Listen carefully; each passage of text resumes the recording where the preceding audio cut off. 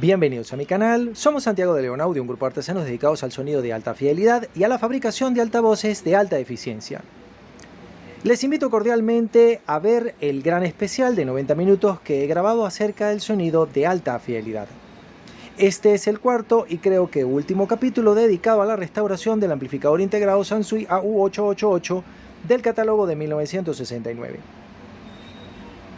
Como todos ustedes saben, la distribución de los equipos en una sala de audio no reviste mayor importancia, salvo la colocación de los altavoces, que deben ponerse de tal manera que formen un triángulo más o menos equilátero frente al punto de escucha o al punto dulce. De tal manera de que la percepción del escenario sonoro, por lo menos en lo que corresponde a la disposición de las cosas en la sala de audio, sea la más correcta. Por eso los altavoces de alta fidelidad en un sistema estereofónico suelen ser idénticos y, de ser posible, simétricos, como estos Sansui del catálogo de 1981-1982, en el que podemos apreciar los buffers, los midrange, los tweeter, en el centro los ajustes de los agudos y de los medios, y después las trompetas y los puertos de graves. Yo nunca recomiendo, por ejemplo, estos otros altavoces que tenemos enfrente, que son asimétricos. Porque sucede que aquí la fuente de los agudos más altos va a quedar desenfocada respecto del otro canal. Entonces el escenario estereofónico podría quedar ligeramente alterado. Hoy en día ya no se usa este diseño, sino que se prefiere aquel. Ahora, ¿qué tan importante es que el conjunto sea completamente simétrico? Pues les voy a mostrar algo curioso e interesante. Los amplificadores integrados no tienen que ser simétricos en su interior, pero es de buen gusto que estén diseñados así. No es necesario, porque si ustedes recuerdan la reparación que hicimos del Sansui 555 y 777, los módulos de potencia están aquí juntos y está alineado más bien en esta dirección, con los transformadores aquí a la izquierda y las etapas de potencia más o menos en el centro derecha. Pero el buen gusto del diseño de muchas piezas interesantes, como por ejemplo el integrado Acouphase E202 y E303, o el Sansui 8500 y 9500, tienen la disposición que originalmente había sido creada para el 999, que les mostré en un video anterior. En el caso del 888, la simetría ha sido llevada al máximo. En el centro tenemos el transformador de fuerza, a ambos lados tenemos los dos capacitores que hacen la fuente de alimentación, las tarjetas controladoras del módulo de potencia del canal izquierdo, exactamente igual del canal derecho. Pero si la disposición mecánica no es lo más importante, lo que sí es importante es que el circuito sea igual. Y obviamente cuando el fabricante hace el equipo nuevo, es completamente idéntico el canal derecho al canal izquierdo. A pesar de que la distribución de los componentes sea distinta, como se puede ver en los videos que dedicamos a la reparación de uno de esos Sansui AU5900. La pregunta sería, ¿y cómo un equipo no es simétrico su canal derecho y su canal izquierdo en cuanto a los componentes, a las piezas con las que ha sido fabricado? Pues les voy a contar. Esta es la tarjeta controladora de uno de los canales, en este caso del derecho. Estos dos capacitores habían fugado su electrolito. Entonces aquí se habían hecho unos charcos de químico que afortunadamente no afectaron ningún otro componente. Al tener que cambiarlos, ya no son idénticos a los originales. No vamos a discutir aquí si son mejores o peores, pero no son idénticos a los originales. Y cada uno de los componentes electrónicos que forma parte de esta tarjeta y del equipo en general imprime su sonido. Así que al cambiar uno o los dos de este lado que estaban malos, ha sido necesario cambiar los del canal contrario. A pesar de que los dos estaban buenos y funcionaban perfectamente, hay que cambiarlos exactamente de la misma manera para que funcione el equipo de la misma manera. Entonces, no sé si he mejorado o empeorado el sonido de este canal, pero lo que sí es importante es que ambos canales sigan sonando igual, para que la imagen estereofónica no se resienta y el equipo siga siendo no solo estéticamente simétrico, sino eléctricamente simétrico. La segunda parte de la historia ha estado en cuanto al par diferencial. Al par diferencial lo he cambiado por componentes electrónicos nuevos. No sé si mejores o peores que los originales, pero ha sido necesario que fueran nuevos para que funcionara. Me refiero a TR801 y TR803. Pero del otro lado del equipo, el par diferencial está bueno. Ahí podemos ver el par diferencial original. Vamos a ver si el zoom de la cámara me ayuda. Ahí está TR801 y TR803, que son unos NEC 2SA640 originales.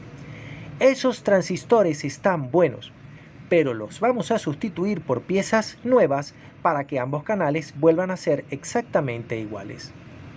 Y eso nos lleva a una cuenta. Si esto es importante, ¿qué hace cada componente electrónico en nuestro amplificador?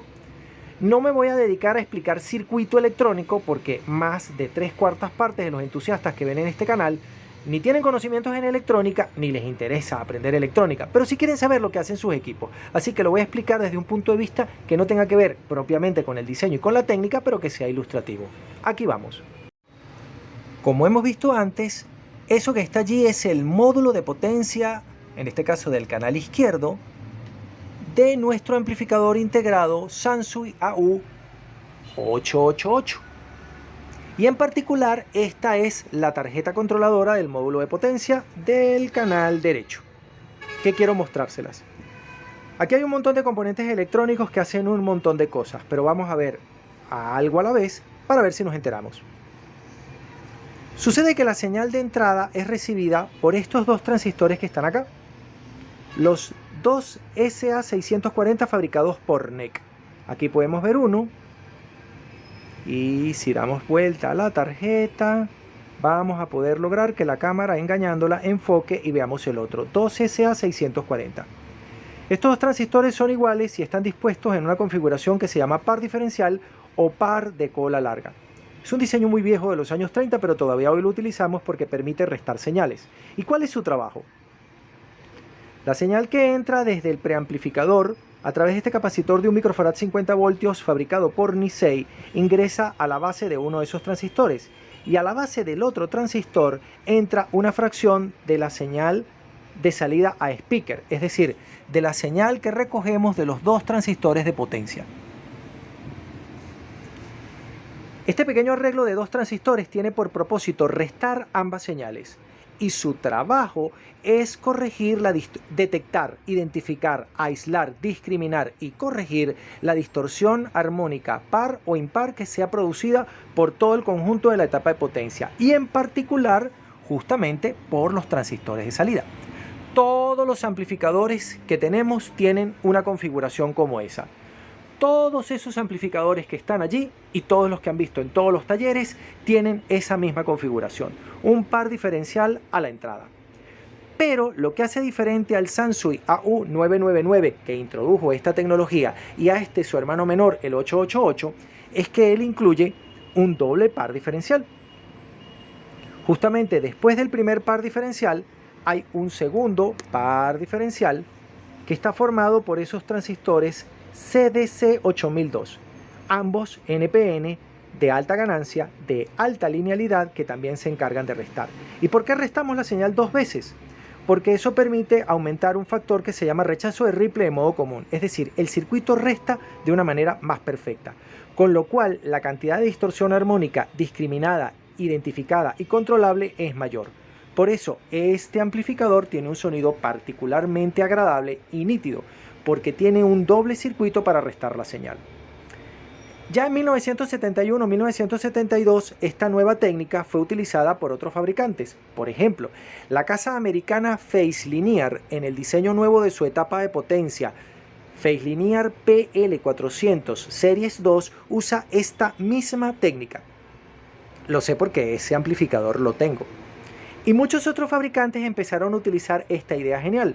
Ese es un poco el sonido de Denon, ese es un poco el sonido de otros fabricantes que se les ocurrió utilizar esta misma técnica. Y esta técnica de restar la señal dos veces es diferente de la que es utilizada, por ejemplo, en los amplificadores Pioneer, en otros amplificadores de la propia casa Sansui y en amplificadores de Marantz y de otros fabricantes. La idea llegó a ser tan buena, pero tan realmente buena, que en 1976 se convierte en la base de la nueva tecnología Serie 7 de Sansui, de la cual su primer amplificador es el Sansui AU607, y es refinada por completo y llamada Sansui Diamond Differential Amplifier en piezas maravillosas como el Sansui AU919. El secreto del espléndido sonido de ese amplificador es tener 2 etapas restadoras de señal en cascada para cada canal. Además, por supuesto, de que no utilizaron transistores convencionales a la salida como estos, sino que utilizaron unos transistores especiales encargados por Hitachi, encargados por Sansui para que se lo fabricara Hitachi, que son los NMA 1012 y NMC 1012, unos transistores que tienen una frecuencia de transición mayor a los 50 MHz y que con su altísima velocidad de conmutación y el arreglo Dual Diamond Differential Amplifier le permiten tener una de las distorsiones de cruce por cero más pequeñas de toda la industria. Genial el diseño de Sansui. En mi blog Santiago de León Audio en WordPress van a conseguir una reseña que yo hice acerca del amplificador integrado Yamaha CA610-2 y CA710, que fue mi amplificador durante unos 3 años. Y comentaba algo que era verdad en ese momento, en el 2012-2013, cuando hice el comentario, y sigue siendo verdad hoy en día. La tapa de potencia de ese amplificador es muy parecida al del Sansui AU 6500 y 7500. Pero el 6500 y 7500 suenan mucho mejor. Y yo no tengo explicación técnica para eso. Aquí entramos un poco en el espectro de lo discutible, extraño, esotérico. Sucede que ese amplificador Yamaha tiene una construcción que es muy parecida a este Marantz Model 1052, 1072 y 1090. Tiene un bonito frontal de aluminio, tiene una buena caja de acero, pero no tiene chasis. Lo que tiene es una armazón de acero donde está apoyada la baquelita, el disipador de calor y el transformador. Y no termina de sonar bonito. Suena bien, pero no termina de sonar con contundencia.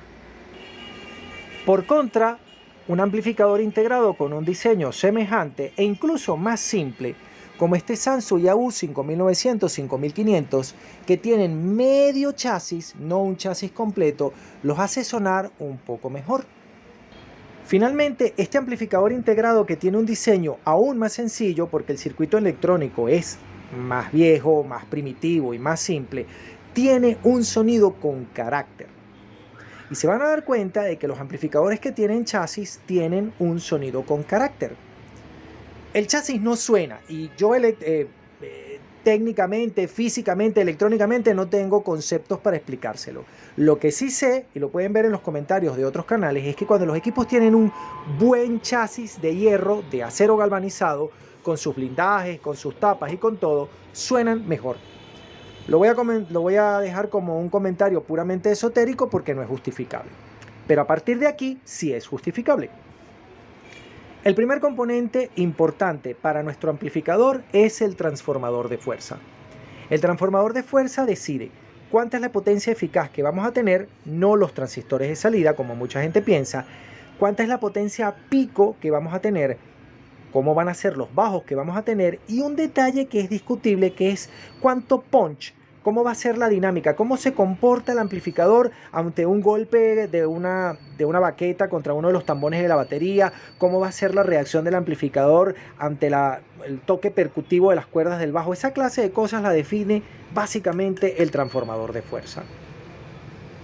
Pero si la potencia del amplificador eficaz, la potencia RMS y la potencia pico dependen del transformador, la calidad con la que el amplificador nos entregue los bajos más profundos no depende solo de él, sino que depende del banco de filtros. Por eso van a ver que los amplificadores más económicos traen unos capacitores más bien pequeños, en este caso lamentándolo mucho son 2 piezas de solo 4700 microfarad por 50 voltios, cuando debieron ser 12000. Mientras que en los Power ponen no solo 2 condensadores, ponen 2 condensadores por canal, como en el Sansui 9500, o ponen 4 condensadores para cada canal, como ocurre en el AUD11, o ponen condensadores enormes o de terminales de tornillo, de alta corriente, etc. Por ejemplo, el amplificador Marantz Model 1200B, al que le dedico 2 videos en los que también trato cómo fue la transición del sonido valvular al sonido de estado sólido, comento que esa bestia trae 2 enormes capacitores electrolíticos Mallory de 20.000 microfaradios por 63 voltios, para que ese equipo tenga el punch y el sonido contundente que se necesitaba para poder oír las Big Band que eran tan populares en los años 70 y a comienzos de los 80, que fue la época en la que se vendió esa pieza en particular. Muchos me han preguntado qué sentido tiene aumentar el valor de los capacitores principales. El problema es que el valor de los capacitores se calcula con una fórmula, pero ese es el valor mínimo. A partir de allí hay unos criterios que tienen que ver más cómo suena y cómo se ve la señal en el osciloscopio de baja frecuencia de un golpe de percusión que la cuenta de cuánto rizado nos podemos permitir en la fuente de alimentación. Este tema se trata con detalle, con oscilogramas, con análisis de señal y todo, en mi libro Audio a Transistores. En cualquier caso, el valor de los capacitores es importante y la disponibilidad de corriente de los capacitores también es importante. Eso lo vamos a ver en un capítulo posterior con detalle. Nunca se ponen condensadores de terminal de alambre, terminales como estos, porque estos capacitores están pensados para llevar una corriente de 1 amperio, 1 amperio y medio, tal vez 2 amperios. Y 2 amperios es una etapa de potencia de no más de 5 vatios por canal. Para disponer de un poco más de corriente, para el mismo valor de capacitor se prefieren piezas como esta, que tiene terminales de lengüeta. Las terminales de lengüeta no es la ley, pero aseguran que vamos a tener la posibilidad de pasar a través del capacitor 3, 4, tal vez 5 amperios sin mayor problema. Otro componente que es importante en nuestra máquina es el blindaje, el acabado, la caja. Este niño, por ejemplo, viene en una caja de madera, enteramente de madera. Entonces el fabricante se ha visto obligado a blindar la etapa de entrada y de corriente de potencia, el preamplificador, y hay unos blindajes, estas tapas que están acá, que se encargan de blindar a los módulos controladores de las etapas de potencia. Eso también pasa mucho en los receivers Sansui y Pioneer de caja de madera, donde todo tiene que ir blindado.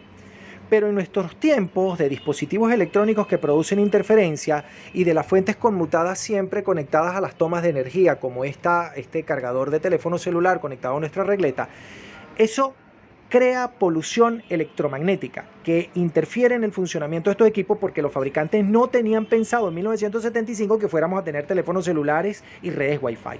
Entonces es muy interesante hoy en día preferir los equipos que tienen una caja de blindado de metal completa, o que tienen todo blindado, y después sí pueden tener una caja de madera de lujo sin que eso represente un problema.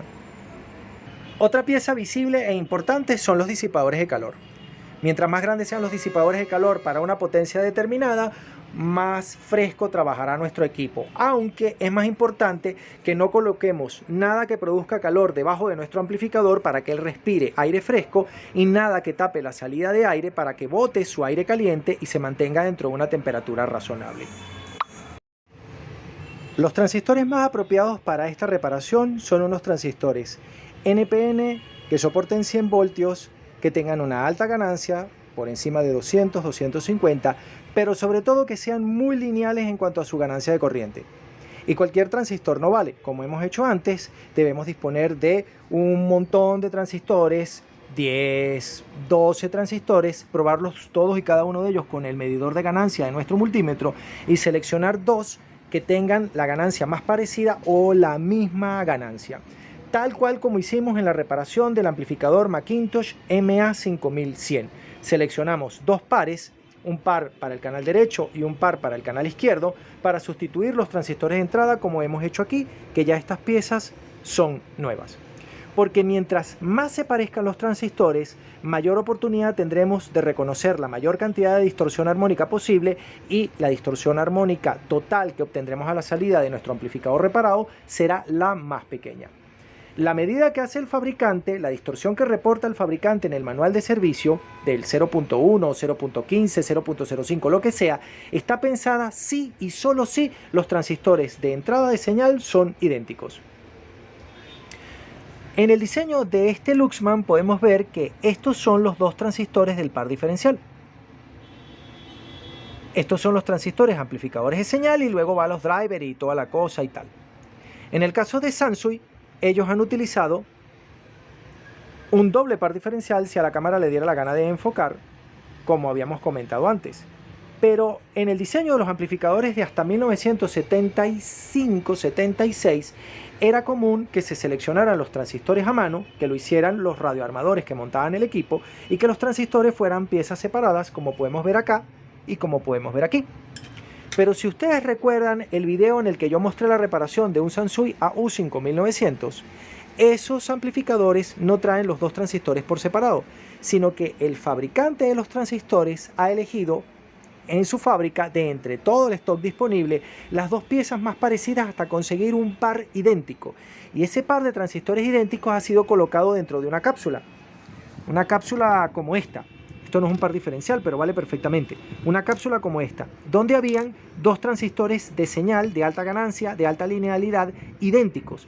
Y esos son el par diferencial de los diseños de todos los amplificadores después en 1976. Esa es una de las razones por las cuales esa serie de amplificadores tienen una distorsión armónica par e impar ligeramente más pequeña que estos equipos anteriores. El diseño también ha cambiado y hay muchas otras razones para justificar este asunto, pero nombrando 2 o 3 razones, esa es una de las importantes. Si nosotros tenemos que cambiar un par diferencial, bien de doble par diferencial, bien de par diferencial simple, o bien de par diferencial integrado en una cápsula y no conseguimos la cápsula y vamos a utilizar transistores discretos, siempre es importante que seleccionemos dos piezas lo más parecidas posible para conseguir el mejor desempeño de nuestro amplificador. Finalmente hemos dejado idénticas ambas tarjetas controladoras de los módulos de potencia, que era la única reparación que realmente teníamos que hacer en este equipo, porque de resto está más que en formidable estado de conservación y de funcionamiento eléctrico. Me despido de ustedes en este cuarto y último capítulo desde Santiago de León de Caracas. Saludos y suerte.